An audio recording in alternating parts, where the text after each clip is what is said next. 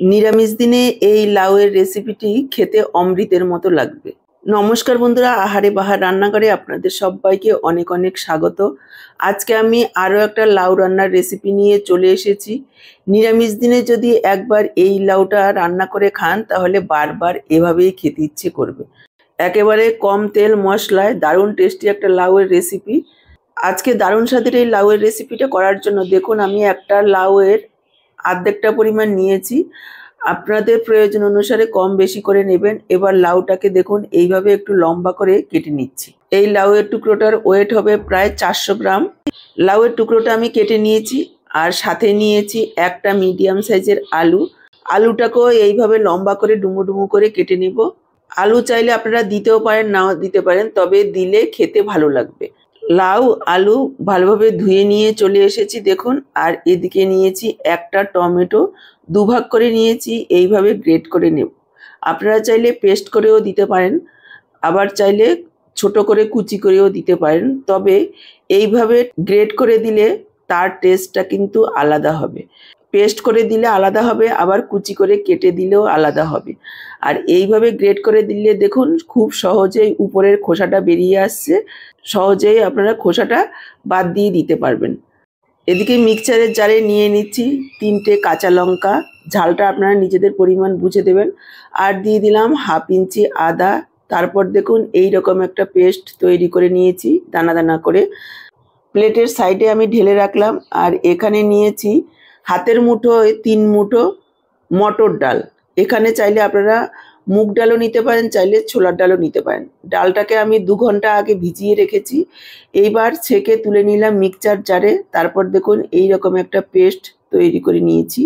ডালের পেস্টটা একটা বাটিতে তুলে নিচ্ছি। যতটা সম্ভব জল কম দিয়ে একটু শুকনো করে ডালটাকে পেস্ট করার চেষ্টা করবেন, খুব যেন পাতলা না হয়ে যায়। এখানে একটা টিপস হচ্ছে, ডাল 2 ঘন্টার বেশি ভেজানো যাবে না। খুব বেশি সময় ভিজিয়ে রাখলে ডাল বেশি জল শুষে নেবে, তখন ডালটা পেস্ট করলে পাতলা হয়ে যাবে। এখানে 1 থেকে 2 ঘন্টায় ডালটা ভিজাতে হবে, তাহলে একটু শুকনো শুকনো হবে। সাথেই দিয়ে দিলাম পরিমাণ মতো লবণ আর সামান্য একটু হলুদ গুঁড়ো। আর দিয়ে দিলাম যে আদা আর কাঁচা লঙ্কার পেস্টটা করে রেখেছিলাম সেখান থেকে 1 চা চামচ। এবার ডালটাকে এইভাবে ফেটিয়ে নেব প্রায় 1-1.5 মিনিট সময় নিয়ে। এভাবে ফেটতে ফেটতে যখন দেখবেন যে কালারটাও চেঞ্জ হয়ে গেছে, ডালটা একটু হালকা হয়ে গেছে, তখন বুঝে নিতে হবে যে ডালটা ভালোভাবে ফেটানো হয়েছে। যত ভালোভাবে ডালটা ফেটানো হবে বড়াগুলো তত সুন্দর ফুলবে। আর ঝোলে দেওয়ার পর ডালের বড়াটা খুব সুন্দর নরম তুলতুলে হবে। এদিকে দেখুন আমি কড়াতে হাফ কাপ পরিমাণ জল বসিয়ে দিয়েছি। জল ফুটতে শুরু করেছে। এবার ডালের বড়াগুলো এইভাবে জলের মধ্যে দিয়ে দেব। ঠান্ডা জলে দেওয়া যাবে না, আর একেবারে ঘন ঘন করে বড়াগুলো দেওয়া যাবে না। একটা দেওয়ার পর অনেকটা ফাঁকা রেখে আরেকটা দিতে হবে, তাহলে জলের টেম্পারেচারটা খুব তাড়াতাড়ি কমে যাবে না, ডালের বড়াগুলো শক্ত হয়ে যাবে। আর যদি এইভাবে ঘন ঘন বড়াগুলো দেন তাহলে জলটা ঠান্ডা হয়ে যাবে, বড়াগুলো জলের মধ্যে গুলে যেতে পারে। আর এইভাবে ফুটন্ত জলে একটু ফাঁকা ফাঁকা রেখে একটু সময় নিয়ে যদি ফাঁকা ফাঁকা করে দিন তাহলে সবগুলো বড়া খুব সুন্দরভাবে গোটা গোটাই থাকবে। এবার 1 থেকে 1.5 মিনিট নাড়াচাড়া করা যাবে না, একটু ঢেকে দিতে হবে 1-1.5 মিনিটের জন্য। দেখুন প্রায় 2 মিনিট মতো আমি ঢেকে রেখেছি। বড়াগুলো কতটা সুন্দর ফুলে উঠেছে। এবার এভাবে উল্টে দেব। দর্শক বন্ধুরা, এখানে একটা কথা মনে করে দিতে চাই, আমার আজকের রেসিপিটা দেখে আপনাদের কেমন লাগছে কমেন্ট বক্সে জানাতে ভুলবেন না। ভালো লাগলে অবশ্যই একটা লাইক করে চ্যানেলটাকে সাবস্ক্রাইব করে সাথেই থাকবেন। বেল বাটনটা অল করে দিলে আমার দেওয়া এইরকমই নিত্য নতুন রেসিপির আপডেট সবার আগে আপনাদের কাছে পৌঁছে যাবে। ফেসবুক থেকে ভিডিওটা দেখে থাকলে আহারে বাহার রান্নাঘর পেজটাকে ফলো করে দেবেন। দেখুন উল্টে দেওয়ার পর আরও 2 মিনিট মতো বড়াগুলোকে সেদ্ধ করে নিয়েছি, খুব সুন্দরভাবে শক্ত হয়ে গেছে। এবার আমি বড়াগুলো তুলে নিলাম। এবার বাকি যে ডালটা রয়েছে ঠিক একইভাবে বড়াগুলোকে বানিয়ে নেব। এইভাবে সেদ্ধ করে যদি বড়া বানান তাহলে কিন্তু অনেকগুলো বড়া একসাথে বানানো যাবে না, অল্প কটা করে এভাবে ফাঁকা ফাঁকা করে দিয়েই বানাতে হবে। দ্বিতীয় ব্যাচের বড়াগুলো তৈরি হয়ে গেছে, আমি তুলে নিলাম। এই যে বাকি ডালের জলটা রয়েছে এটা আমি ফেলবো না, এটা আমি ঝোলেই ব্যবহার করব। দেখুন কতটা সুন্দর হয়েছে বড়াগুলো।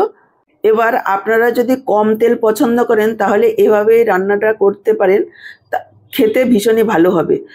তারপরেও যদি আরেকটু স্বাদ বাড়াতে চান তাহলে এইভাবে 2 চা চামচ তেল গরম করে নিয়ে বড়াগুলো দিয়ে দেবেন আর উল্টে পাল্টে লালচে করে ভেজে নিতে হবে, এতে করে স্বাদটা বাড়বে।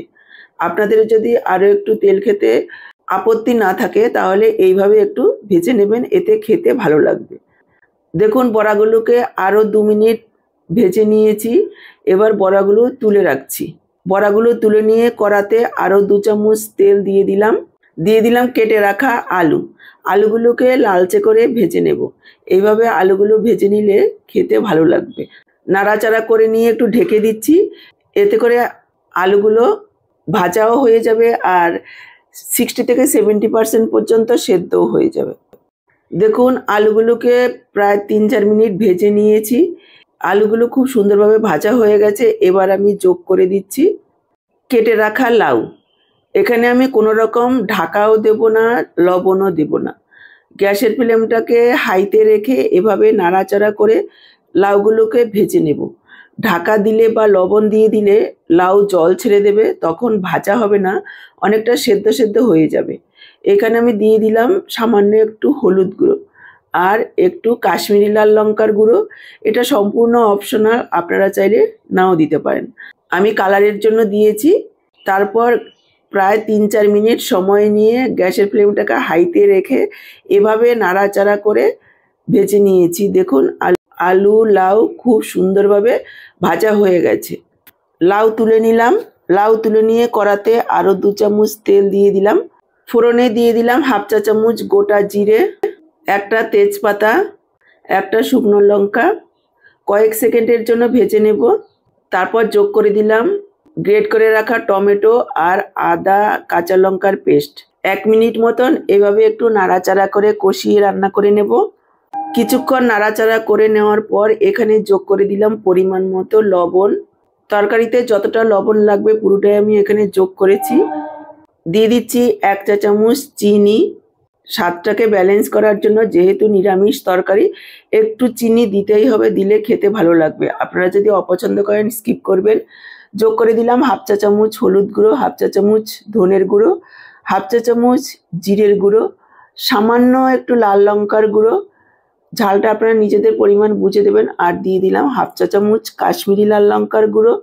দিয়ে দিচ্ছি 1/2 চা চামচ মৌরি গুঁড়ো। মৌরি গুঁড়োটা দিলে লাউয়ের তরকারির স্বাদটাও ভালো হবে। আর মৌরি গুঁড়ো এই গরমে আমাদের শরীর ঠান্ডা রাখে। এবার পুরো মশলাটাকে কষিয়ে নেব প্রায় 2-3 মিনিট সময় নিয়ে লো ফ্লেমে। মশলা সবসময় লো ফ্লেমে কষাতে হবে, তাহলে ভালোভাবে মশলা কষানো হবে, স্বাদটাও বাড়বে। বড়াগুলো যে সেদ্ধ করেছি সেই জলটাই আমি এখানে যোগ করে দিলাম কিছুটা পরিমাণ, যাতে মশলাটা লেগে না যায়। এভাবে অল্প পরিমাণে জল দিয়ে মশলা কষালে মশলা ভালো কষানো হয়, এতে স্বাদ বাড়ে। একটু ঢেকে দিচ্ছি 2 মিনিটের জন্য লো ফ্লেমে। দেখুন ঢেকে 2 মিনিট মশলাটাকে কষিয়ে নিয়েছি। মশলা খুব সুন্দরভাবে কষানো হয়ে গেছে। এবার আমি যোগ করে দিচ্ছি ভেজে রাখা লাউ আর আলু। মশলার সাথে আরও কিছুক্ষণ এভাবে নাড়াচাড়া করে রান্না করে নেব। লাউ আলুটাকে মশলার সাথে ভালোভাবে মিশিয়ে নেওয়ার পর বড়া সেদ্ধ করার যে জলটা ছিল পুরোটাই আমি এখানে যোগ করে দিয়েছি। এবার আবারও কিছুক্ষণ এইভাবে নাড়াচাড়া করে কষিয়ে নেব। এতে করে ডালের যে সেদ্ধ একটা গন্ধ বা টেস্ট সেটা আর থাকবে না যদি এভাবে কষিয়ে নিই। দেখুন ঢাকা দিয়ে আবার ঢাকা তুলে নাড়াচাড়া করে ভালোভাবে কষিয়ে নিয়েছি। জল একেবারে শুকিয়ে গেছে। এই সময় আমি যোগ করে দেব জল। এখানে আমি 1.5 কাপ পরিমাণ জল যোগ করব। ঝোলটা আপনারা নিজেদের ইচ্ছে মতো কম বেশি করে নিতে পারেন। এটা একটু পাতলা ঝোলই হবে। দুপুরে গরম ভাতের সাথে খেতে গেলে একটু হালকা পাতলা ঝোল হলেই বেশি ভালো লাগবে খেতে। 1.5 কাপ জল যোগ করে দিলাম। আবার যেহেতু আমরা বড়াটা যোগ করব অনেকটাই জল টেনে নেবে। জল দেওয়ার পর নাড়াচাড়া করে মিশিয়ে নিলাম। ঢাকা দিয়ে ঝোলটা ভালোভাবে ফুটতে দেব 2-3 মিনিট, যাতে জলের পানসে ভাবটা কেটে যায়। দেখুন 2-3 মিনিট ঢাকা দিয়ে ফুটিয়ে নিয়েছি। লাউটা প্রায় সেদ্ধ হয়ে গেছে। এই সময় আমি যোগ করে দিচ্ছি ডালের বড়া, দিয়ে দিচ্ছি হাফ চা চামচ গরম মশলার গুঁড়ো, আরও একবার মিশিয়ে নেব। এবার আবারও ঢাকা দিয়ে 3-4 মিনিট রান্না করে নেব। দেখুন আবারও 3-4 মিনিট ঢাকা দিয়ে রান্না করে নিয়েছি। খুব সুন্দরভাবে লাউ আলু বড়া একেবারে সেদ্ধ হয়ে গেছে। এখানে আর কোনো রকম মশলা দেওয়ার নেই, অলরেডি আমি সমস্ত মশলা দিয়ে দিয়েছি। চাইলে একটু ধনেপাতা কুচি দিতে পারেন। ঝোলটা দেখে মনে হচ্ছে পাতলা, কিন্তু ঠান্ডা হওয়ার সাথে সাথে আরও একটু ঘন হবে, যেহেতু বড়া দেওয়া রয়েছে আর বড়া সেদ্ধর যে জলটা ছিল সেটাও দেওয়া রয়েছে। ঠান্ডা হওয়ার সাথে সাথে আরও একটু ঘন হয়ে যাবে। তেজপাতাটা এবার তুলে রেখে দিচ্ছি। একেবারে তৈরি লাউ আলু দিয়ে মটর ডালের বড়ার ঝোল। নিরামিষ দিনে এইভাবে বানিয়ে নিলে এক পদ দিয়েই খাওয়া হয়ে যাবে, আর কোনো কিছুরই দরকার পড়বে না। ভাত হোক বা রুটি যা দিয়েই খাবেন ভীষণ ভালো লাগবে। তাহলে আজকে এই পর্যন্ত, আবার দেখা হবে নতুন কোনো রেসিপির সাথে। সবাই ভালো থাকুন সুস্থ থাকুন, আপনাদের সবার সুস্থতা কামনা করে এখানেই শেষ করছি।